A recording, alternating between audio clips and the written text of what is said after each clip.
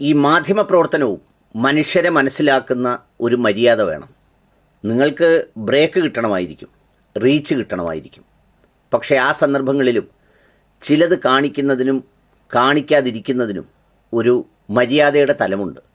കഴിഞ്ഞ ദിവസം 5 പേരെ കൊലപ്പെടുത്തിയ നിഷ്ഠൂരമായ കൊലപാതകം നടന്ന വീട്ടിൽ മൈക്കുമായി ചെന്ന 2 മാധ്യമപ്രവർത്തകർ 2 ശൈലി സ്വീകരിച്ചു. ആ 2 ശൈലിയെയും വ്യത്യസ്തമായ രീതിയിലാണ് സാമൂഹ്യ മാധ്യമത്തിലുള്ളവരും മറ്റുള്ളവരും വിലയിരുത്തിയത്. ഒരുത്തൻ യുക്തിബോധവും വിവരവും ബോധ്യവുമില്ലാത്ത ഒരാളെങ്കിൽ മറ്റൊരുവൻ സാഹചര്യങ്ങളെയും മനുഷ്യൻ്റെ അവസ്ഥയെയും ശരിക്കും തിരിച്ചറിഞ്ഞുള്ള ഒരു പ്രതികരണം. അതൊരു ഗുണപാഠമാകണം. ഒരുപാട് ആളുകളുടെ മരണങ്ങളിൽ നമ്മൾ പങ്കെടുക്കാറുണ്ട്. ആ മരണങ്ങളുടെ വേദന നമ്മൾ മനസ്സിലാക്കുന്നത് നമുക്ക് പ്രിയപ്പെട്ട ഒരാൾ മരണപ്പെടുന്ന വേളയിലാണ്. ആ സന്ദർഭത്തിൽ സന്ദർശിക്കുന്ന ആളുകൾ പോലും ആ പ്രകടിപ്പിക്കുന്ന വികാരങ്ങളിൽ എന്തെങ്കിലും ഒരു വ്യതിയാനം വന്നാൽ നമ്മുടെ ഉള്ളിൽ വല്ലാത്ത ഇറിറ്റേഷൻ തോന്നാറുണ്ട്.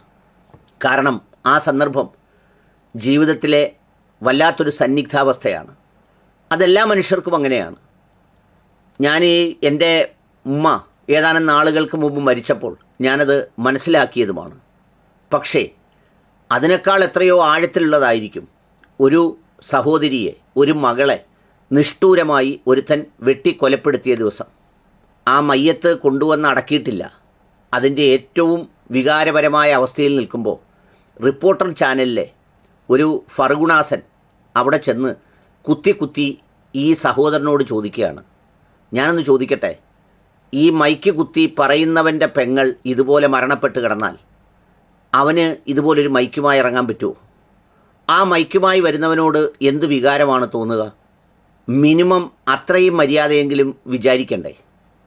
അരുൺകുമാർ ഏത് വിഷ്വലും മാർക്കറ്റബിളാണ് അല്ലെങ്കിൽ മാർക്കറ്റിന് വാല്യൂ ഉള്ളതാണെന്ന് പഠിപ്പിച്ചിട്ടുണ്ടെങ്കിൽ അതിൽ ചില വിഷ്വൽസൊക്കെ ഒഴിവാക്കേണ്ടതാണ്.